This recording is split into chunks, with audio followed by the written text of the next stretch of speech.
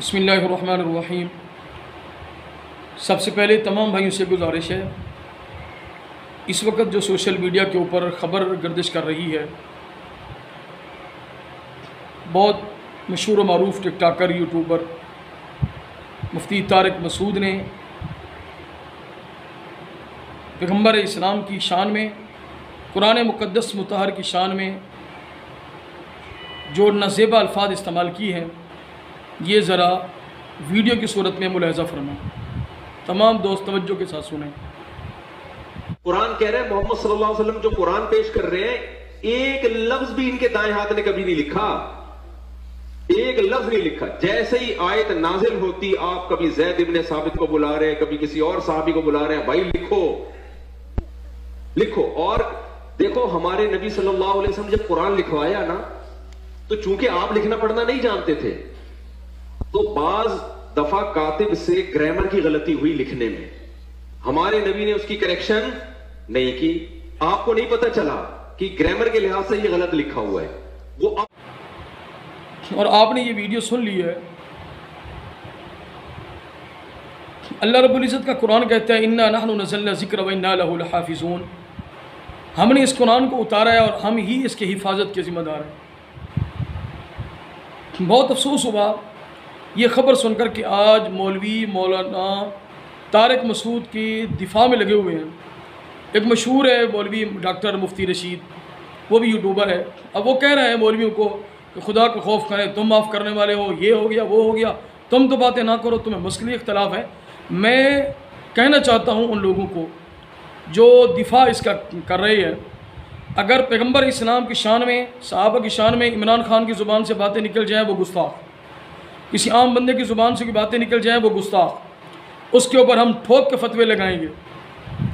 اگر مولانا طارق جمیل صاحب کی زبان سے جملے نکلے مولانا طارق جمیل صاحب کی شان میں نازیبا الفاظ، جس پر مولانا مکی صاحب نے ایکشن لیا، اس پہ ہم خاموش۔ مولانا طارق جمیل صاحب کی زبان سے یہ جملے نکلے کہ بدر ہمارے لیے حجت نہیں ہے اور ہمیں پیچھے جانا پڑے گا بنی اسرائیل کی تاریخ کی طرف، تو ہم خاموش۔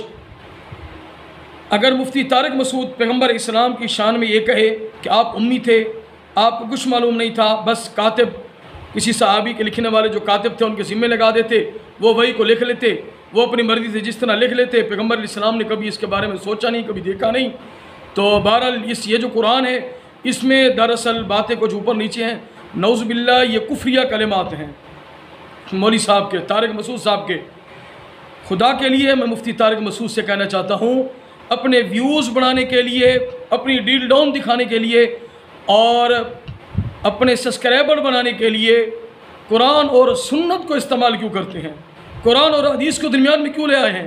اپنی ذات کے متعلق بات کریں، اپنے متعلق بات کریں، اپنے یاروں کے متعلق بات کریں۔ پیغمبر اسلام، صحابہ اور قرآن مقدس مطہر شاعر اسلام کے متعلق آپ کیوں باتیں کرتے ہیں؟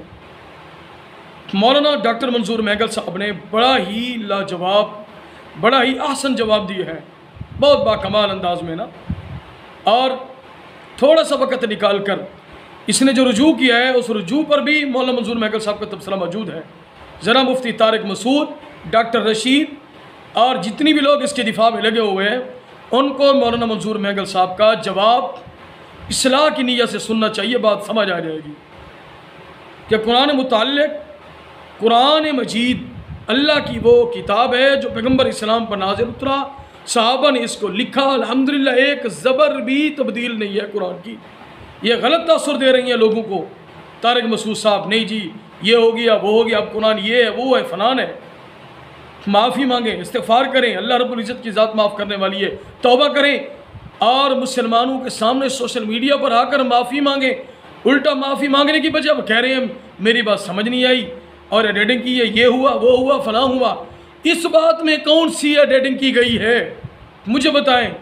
جو حضرت ابھی سنی ہے آپ نے ویڈیو جس میں کہہ رہی ہیں جناب کہ پیغمبر اسلام پڑھے ہوئے نہیں تھے، آپ تو امی تھے، بس جس طرح وہ لکھ لیتے تھے بس ویسے ہی ویسا آ گیا، اس میں یہ غلطی ہے، گرامر کی یہ غلطی ہے، وہ ہے فلان ہے۔ جناب کو گرامر کا پتہ ہے؟ جناب کو گرامر آتی ہے؟ مولانا منظور مہگل صاحب کے قدموں میں بیٹھ کر تھوڑی وہاں سے تھوڑی سیکھ لیں گرامر۔ جناب صاحب خدا کا خوف کریں، خدا کا خوف کریں، اپنی شہرت کے لیے قرآن اور حدیث کے خلاف، صحابہ کے خلاف ایسی زبان سے باتیں مت نکالیں جو ہمارے اکابر علماء دیوبند کی بدنامی کا سبب بنے۔ زیادہ سے زیادہ میری اس بات کو شیئر کریں تاکہ جناب تک اور ڈاکٹر مفتی رشید احمد تک میری یہ بات پہنچ جائے۔ جزاک اللہ خیر۔